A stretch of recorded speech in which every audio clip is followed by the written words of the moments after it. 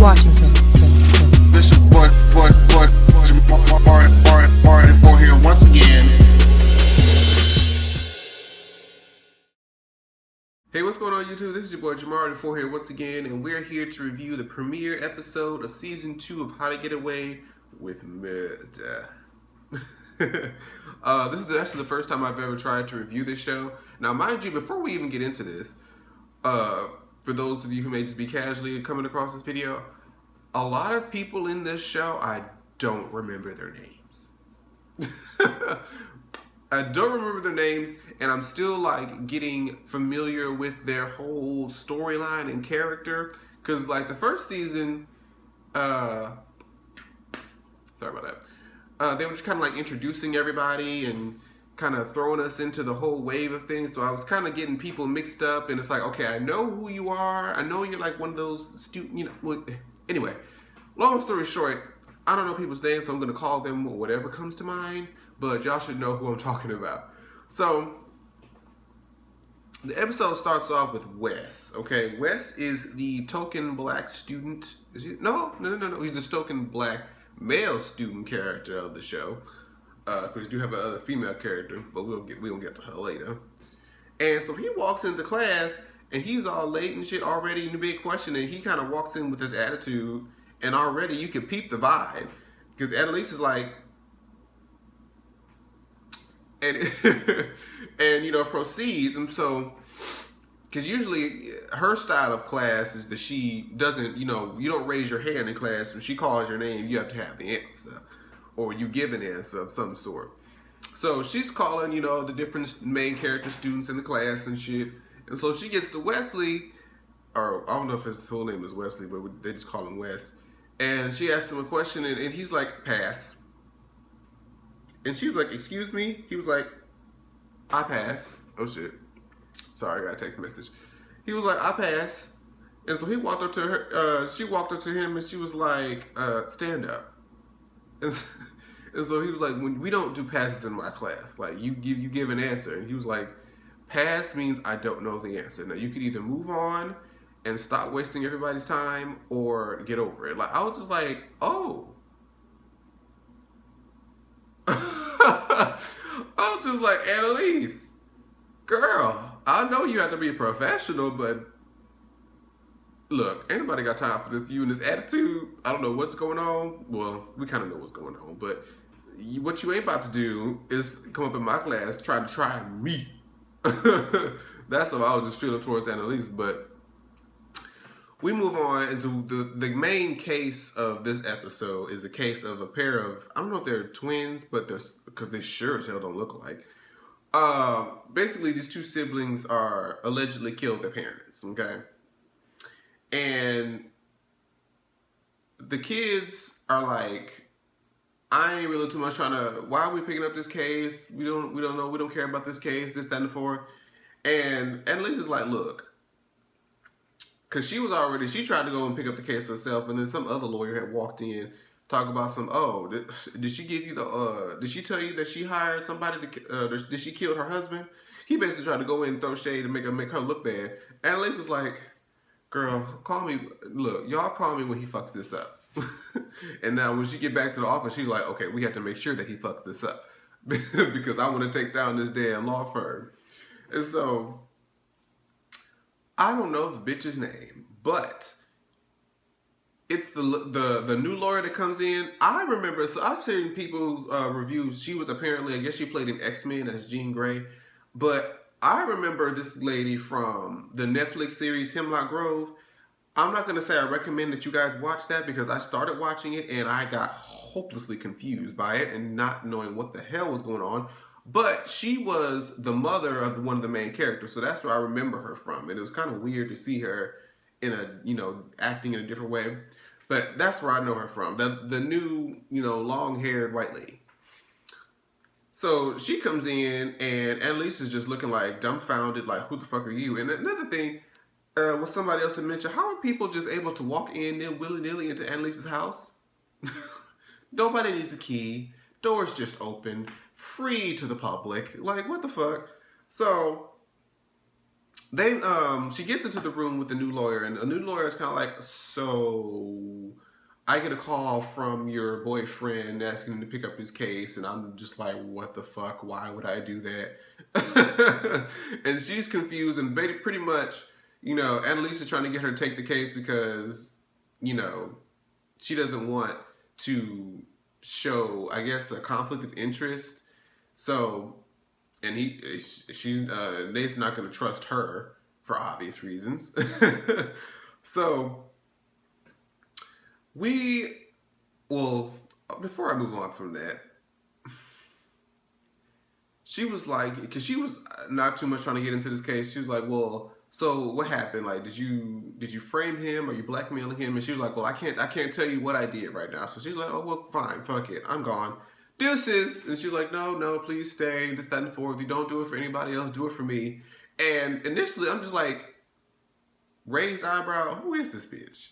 Okay, pause on that, and we're gonna move forward. So we get to a scene which is actually, I feel like, is very important, and I like that it was brought up, on national television in the way that it was. And as we can recall, at the end of last season, Connor, I believe that's his name, Connor's boyfriend tested positive for HIV, and he was crying and this, that, and the fourth. And uh, they had a scene where he was helping, Connor with his case, giving out different information. And Connor was sitting there like, hello. And he was still sitting there babbling. And Connor's like, look up, motherfucker. And he's sitting there naked, just like dig out in the news. So it's like, so what's up? And, the guy is, like, no, I can't, because you just took your prep, and it takes 2 weeks to work. And, he's really like legit scared of putting, his partner in danger, which is like a real thing.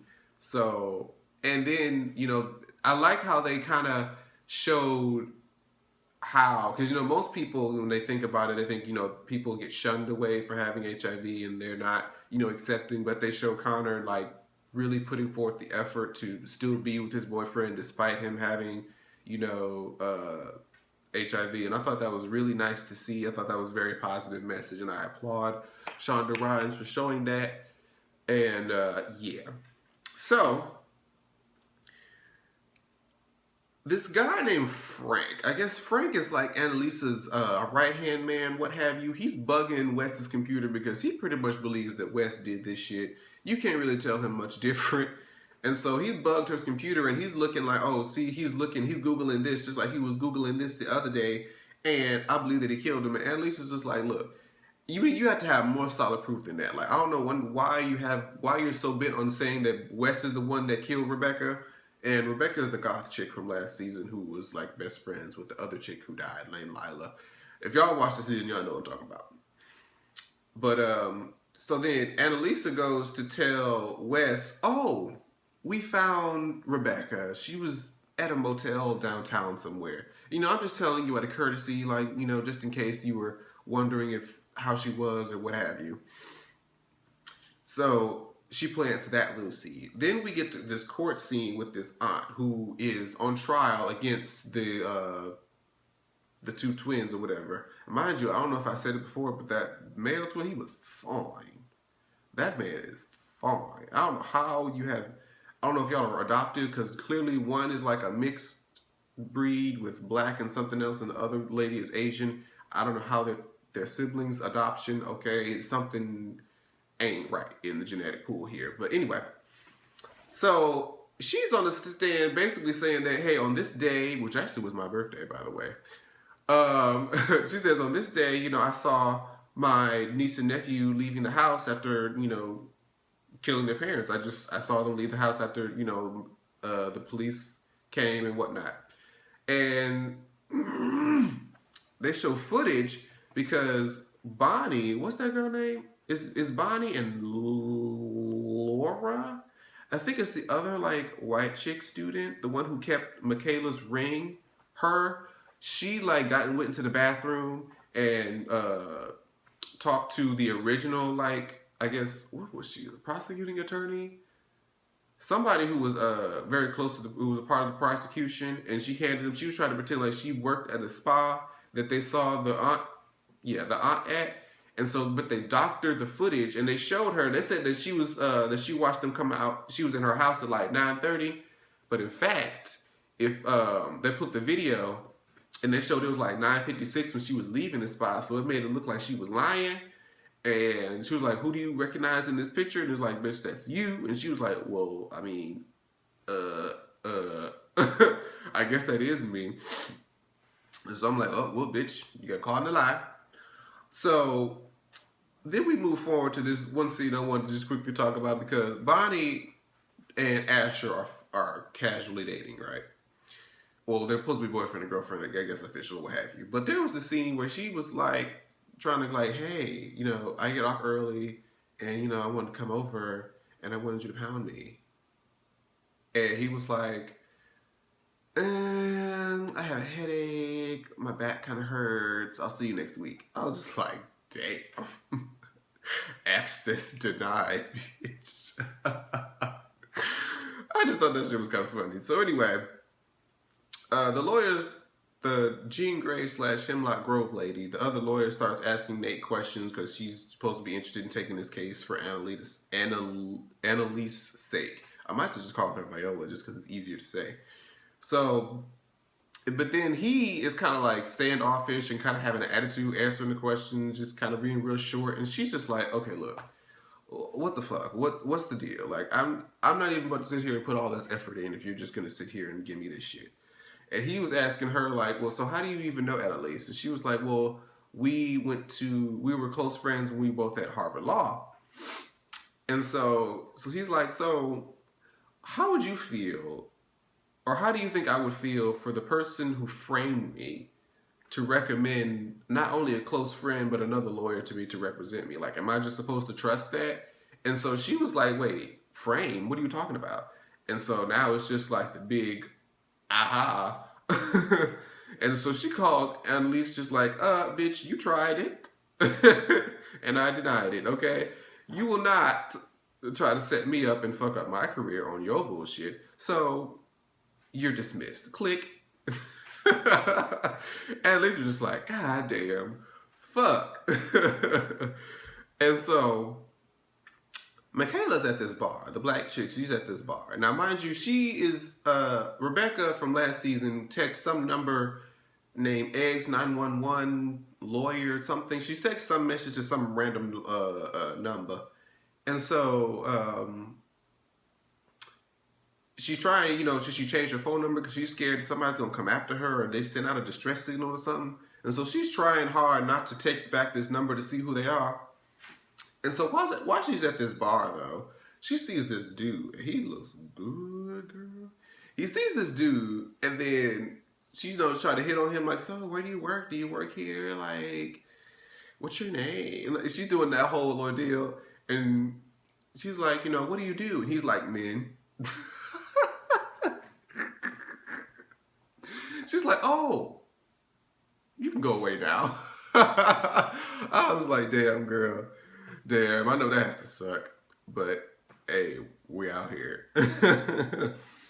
But anyway, her dumb ass gonna send a goddamn text saying hi to the message with the Eggs 911 shit. I'm like, well, you're gonna be dead sometime this season.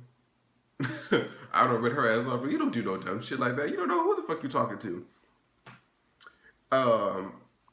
Where are we at, girl? And then they show, okay, then we get back to the courthouse with the auntie's on trial with her niece and nephew and whatnot. And so the defense ends up saying, we actually have the undoctored footage because Laura, I believe that's her name, and Bonnie doctored the footage to try to make it seem like, okay, it didn't show the full day, it just showed the month and the day. So they could have said that she did this shit this past year when it was in fact she didn't do it until 2 years ago. So the defense showed the undoctored footage where it showed the same day but the 2 years ago instead of just, last year. So that just fucked up the whole prosecution's evidence and whatnot. And so we get to the scene where Anne meets with Wes and, they're cooking or doing what have you. And, she's trying to make, just regular casual conversation. And he's like, I know what you did. And she's like, what are you talking about? I don't know what you're talking about. Looking guilty as fuck. And she's like, I know you told me that she was at a hotel thinking I would go look for her and you had me follow, bitch. I'm not stupid. And she was just like, well, you know you can tell me anything. Just, I feel like we should be able to talk about this if you did this. And so she was like, or rather, she was like, do you want to find her? And he was like, no, because, I trusted her and I tried to get her to trust me and she wouldn't. And she just decided to run away and this, that, and the fourth.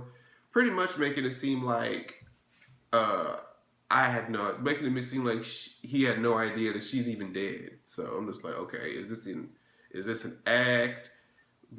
Or is he the one that really killed Rebecca? We don't know. He has motive. Oh shit, that's the air. Come on, what the fuck was that? Where are we? So we figure out that the person who actually killed Rebecca is the blonde bitch named Bonnie. And we're just like, oh, okay. And we see the whole scene of how she kills him. And pretty much she killed him because to ensure that she wouldn't go and talk to the police and ruin everybody's life. And I'm just like, she just took matters into her own hands, bitch. And Viola wasn't having it. She went over there, read her down boots like, I cannot believe you do this. I know the only reason you did this because you thought I would be disappointed. And I'm just like, shit, yeah. You're damn right.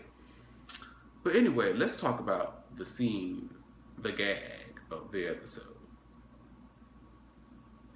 Annalise goes over to the other lawyer's house, the long-haired white girl. And they just start talking and bantering back and forth. And I'm just like, something ain't right here. Something is amiss. And no sooner did I said that, she said something about you left me for your therapist. And I'm like, left you for your therapist? Okay. And then next thing I fucking know, they start talking about the old days and shit. And then the next thing I know, they just bumping kitty cats. No, I'm just there. They wouldn't fucking. But they would sit up there kissing. And I'm just like, ugh. So everybody is dyking tonight. Like, damn, Cookie was dyking on Empire the other day. Now you got Viola Davis up here dyking. I'm like, who run the world? Girls. Like, the gays are everywhere. But seriously, I could not believe. I'm just like, no, they did not just put. That was the last character like I would ever suspect to. I just couldn't believe it. And not only did she. 12 o'clock. Can you not be in one of my videos, bitch? Just one. Damn, I swear it's just like I always manage to. Anyway, girl. But even more what was unbelievable and odd about this episode was not only was Viola Davis kissing another woman, but she done went in a bad wig. She went in a horrible wig, and they went out to the club. I'm like, wait, what show am I watching here? This is confusing as fuck. So they go out to the club. And they dancing or whatever. And so the damn egg 911 first of all done text the bitch back while she left her bag. And I'm like, oh shit. See, he about to track that phone and she about to end up missing. But Wes was trying to, Annalise pulled Wes out to dance and she was trying to tell him to forget about his troubles and all that other stuff. And I'm like, this body language is confusing. I'm about to say, this is kind of, are you trying to fuck him? If you are, ew.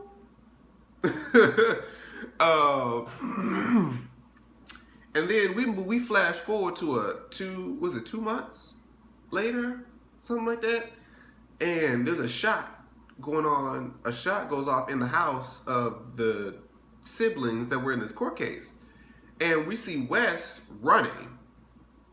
We like, well, what happened? What happened? And then we see Annalise laying on the floor in a pool of blood, bitch. I'm just like, they done shot the main character. The main character can't die. What the fuck? Is this the ending of the season? How this supposed to go? And that might actually be the end of the season. That might Viola getting shot, and then we try to figure out who shot Viola. They like to leave off on a question. But that was the premiere of How to Get Away with Murder. I like the show. I do like the show. I'm starting to get into it more and more. So depending on how the show proceeds, we'll continue to do these reviews every week. Make sure you let me know in the comments if you like these reviews, if you want them to continue. And also make sure you check out my Scandal review, which I just see is officially up, and my Empire premiere reviews. So all primetime TV is coming back, baby. So we're going to have a lot to talk about on this channel. Make sure you guys like, comment, and subscribe. Share it on your social media websites, and I'll see you guys in the next video. Bye-bye. Like, share, subscribe. Washington, Washington.